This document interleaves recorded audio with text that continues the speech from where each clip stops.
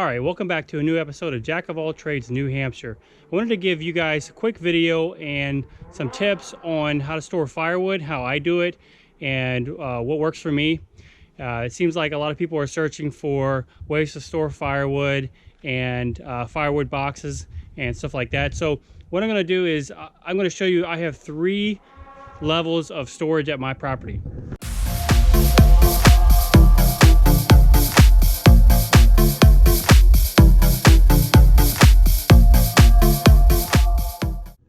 First off, I have a woodshed. Okay, this is where all my wood seasons throughout the year. I got it stacking this way. The sun comes in, all right? The wind can blow through here. It is 10 feet deep, 16 feet wide, and it goes up probably another 10 to 12 feet in the center.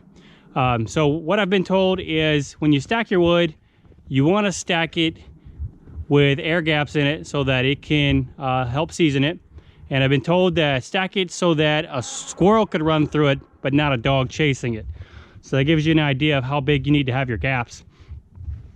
Oh, also, so this wood here is what I cut this year.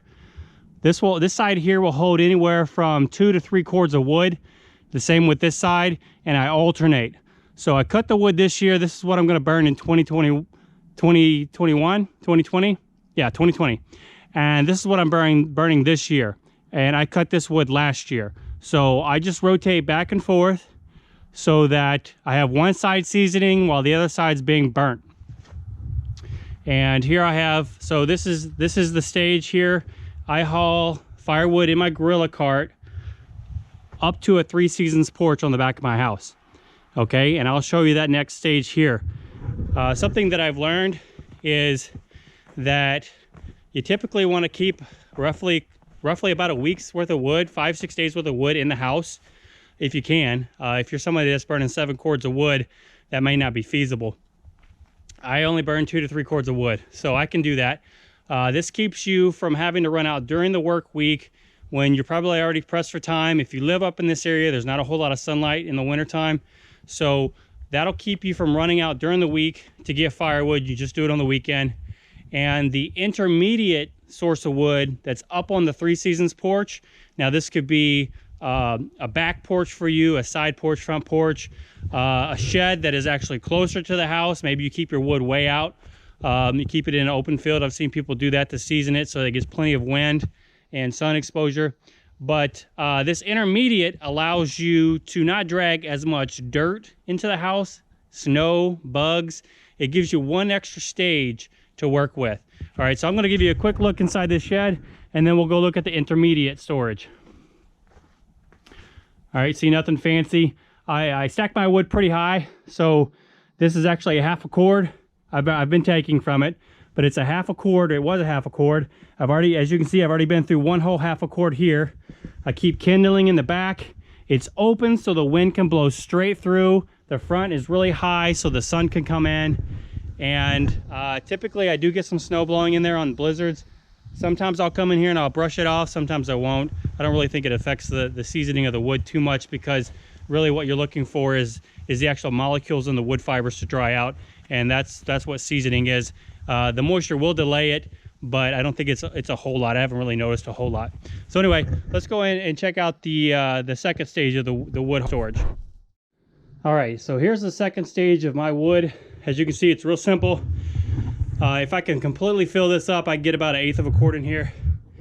And this will allow me to suffer through some of the worst conditions in the wintertime. Let's say we have a blizzard or a nor'easter blows through.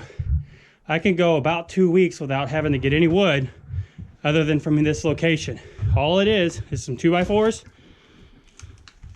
So long ones on the bottom, 3 cinder blocks. You just interlock the 2x4s in the cinder blocks and I'll hold it. I have a blue tarp here so that I can clean this up in the spring. Again, this is another way to knock dirt off of it, snow, bugs. If you take the bark off, you can do it here. This is one more stage to keep all that stuff out of your house. Now, some of you might not have to deal with this. I do have a deck I have to contend with. I have this gorilla cart that I rigged with a trailer hitch. It makes it a little easier for me to pull around with my ATV in the summer when I haul wood. But I actually use a pair of 2x6s to get it up on the deck. It's pretty easy as long as you don't overload it. And I have some non-skid strips that are down there. Plus I use the cleats, the ice cleats, crimps, whatever they're called, on my boots. So this wood's gonna come in here. It's gonna get stacked. And then what I do is if it's in the late fall or early spring and I don't have any snow on the ground, I can actually bring the gorilla cart straight from here into the house and load it up. Now, if it's been snowing, I can't get away with that because it's too messy. But I can come out here and I can wear my indoor shoes, you know, that aren't full of snow. I can wear them out here and bring bags of wood, satchels of wood, inside to my last stage of firewood storage. And I'm going to show that to you next. That keeps me from tracking a whole bunch of dirt and snow inside and causing a mess. This also allows me to quickly get in and out. I'm not out in the cold for very long. I'm not letting a lot of cold into the house. So check out the next stage here I got for you that's on the inside. All right, and here is the last stage of my wood storage. It is a wood box, and as you can see, it's right next to my wood stove. It's real simple to build, at least I thought it was. I had some 1x8s, and I used Craig jigs, did pocket hole jigs in there with the Craig thing, and put them side by side, just a real small 1/4-inch panel in the back. I made sure that I have some wood here as like rails to hold the wood up a little bit to help with the seasoning process. What you want to do is that if you normally burn like a 16-inch, you want to make sure that it's big enough to hold your at least your minimum. I made this 20 inches deep because sometimes I get some really big pieces. But also, if you're in a warmer climate where it warms up pretty quick, you might want to consider putting a lid on it to help keep the bugs under control, because they won't go into full hibernation. So I have up here, I have like a little shelf system. I hold some kindling up there, lighters, some matches if need be. I've got some hot gloves that I used. Sometimes move some things around. I can pick a log up with it if I need to. This is a really good pair. And have an extra satchel here, a log satchel or a log tote.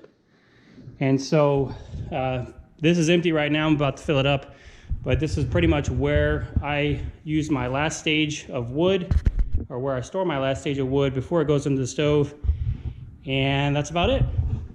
Hope you liked this video. Hopefully it gave you some ideas on how to store your wood. And if you want to see more videos like this, please give me a like and subscribe, and you'll probably get about a weekly video. All right, take care. Bye.